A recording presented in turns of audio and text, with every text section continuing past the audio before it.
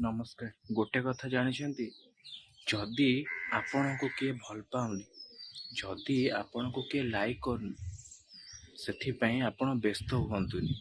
କାରଣ ଯେତେବେଳେ ଆମେ ଦୋକାନକୁ ଯାଉଛନ୍ତି ନା, ଆପଣ କିଛି ଜିନିଷ ଓଜନ କରିକି ଆଣୁଛନ୍ତି, ସେ ଓଜନ କରୁଥିବା ତରାଜୁ ନା ଆପଣଙ୍କୁ ସେ ବସ୍ତୁର ଓଜନ ବତଉଛି, ନା କି ତା କ୍ୱାଲିଟି ବତଉଛି।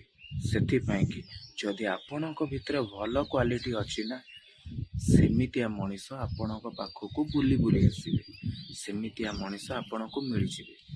ଯଦି ଆପଣଙ୍କ ଭିତରେ ଭଲ କ୍ୱାଲିଟି ଅଛି, ତାହେଲେ ଆପଣ ଖରାପ ମଣିଷକୁ କାହିଁକି ଖୋଜୁଛନ୍ତି?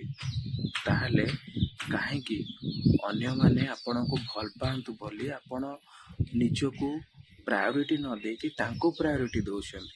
ସେଥିପାଇଁ ଜୀବନରେ ସବୁବେଳେ ନିଜକୁ ଭଲ ପାଆନ୍ତୁ, ନିଜର କ୍ୱାଲିଟିକୁ ବଢ଼ାନ୍ତୁ।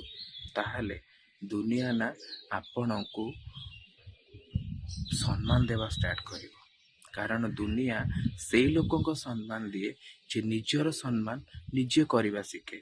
ନହେଲେ ଏଠି ହୀରାକୁ ବି ପଥର ବୋଲି ତୁଳନା କରାଯାଏ। କାରଣ ସବୁ ଲୋକ ହୀରାର ପରିଚୟ ଜାଣନ୍ତିନି। ରାଧେ ରାଧେ।